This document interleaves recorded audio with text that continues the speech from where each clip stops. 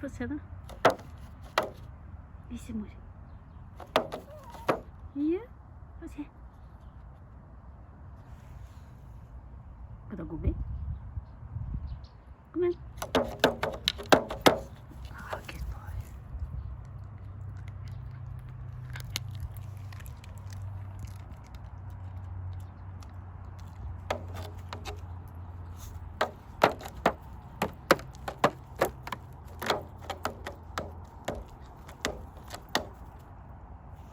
Kom igjen.